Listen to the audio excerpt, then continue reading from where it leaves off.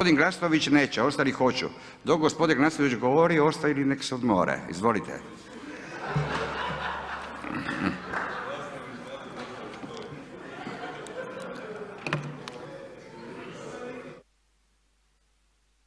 Poštovane kolege, kolegice, rekao bi jutros nešto o ovom obrazovnom sustavu, školskoj reformi i tako dalje u Hrvatskoj.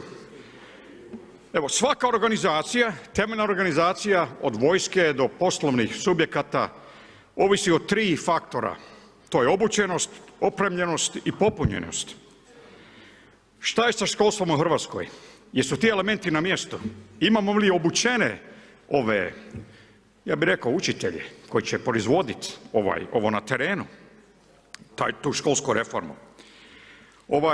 Prije 10 godina donesen je i državni pedagoški standard u Hrvatskoj i jasne ciljeve i koeficijenti izvodljivosti.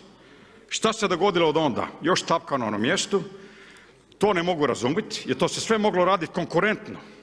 Ako se ne može dogovoriti o nekim predmetima u školstvu, drugi idu dalje. Naprimjer, matematika, biologija, kemija, to je znanost. A društvene znanosti, ako se ne može dogovoriti, možemo raditi improvizaciju dok se to ne završi.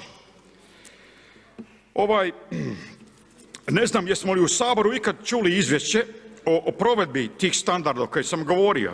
Ja se ne sjećam kad sam ovdje nekoliko godina da smo čuli ti izvještaj po tom pitanju i da smo odredili jasne rokove za provedbu tih planova na terenu. Imamo puno spike, ali spika ne kuha rižu, tapka na mjestu i mi smo godinama tapkamo i trčimo 10 krugova iza europskih zemalja kao Njemačka i tako dalje. Evo, ali govorimo non stop da moramo uskladiti obrazovni sustav sa tržištem rada. Kako to? Austrija i Njemačka imaju, nije savršen sustav, a tamo kod nas obrti izumiru. Tamo imate, čovjek radi kao šegrt, plaća se kad se obučava, na kraju dođe izravno zaposlen na tržištu rada. Imate sinergiju između poslovnih subjekata u Njemačkoj, Austriji, vlade i obrazovnog sustava. To ovdje ne postoji. To znači da mi imamo u zadnjih godina smo proizveli, ove godine, ja mislim da se studira 11.000 ekonomista, a možda 2 inženjera rudarstva. To je nezamislivo. Ako hoćete uništiti jednu državu, vidimo kakva je ekonomija. Hrvatska ima tajno oružje, to su hrvatski ekonomisti, posjete 2 njih kao savjetnike, dobit ćete scenario Venezuela u 3 mjeseca, kako to meni izgleda. U stvari, kad gledate to je totalno neodrživ taj sustav koji sada ima. A mi niti imamo tehničke uvjete da uskladimo taj sustav, a moramo odmah početi raditi, ćemo još kasniti u sljedećem ciklusu.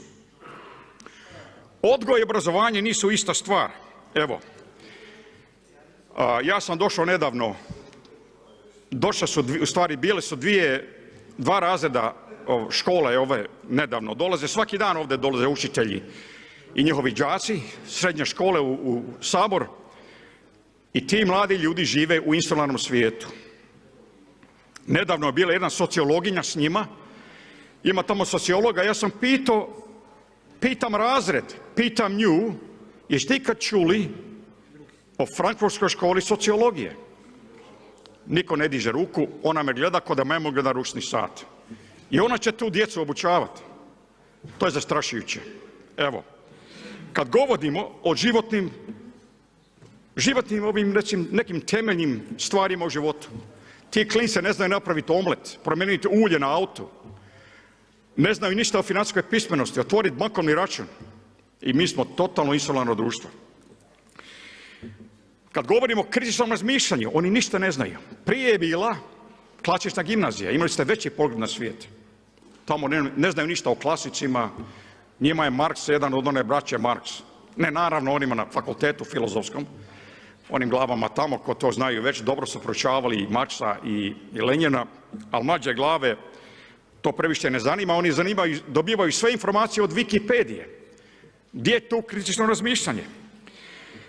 Kad govorimo o etici, Imali tečaj za poslovnu etiku u Hrvatskoj koji je standardiziran, ja ne znam.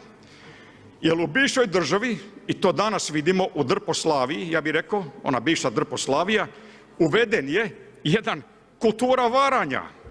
Pa imate učitelje koji su prodavali testove učenicima. To je nezamislivo. I mislimo jesmo gdje jesmo kad imamo takve učitelje i takve moralne standarde. Evo, mi smo katolička zemlja, a imamo 6000 svećenika i 30 000 gatara. Hvala lijepa gospodine Glasnović.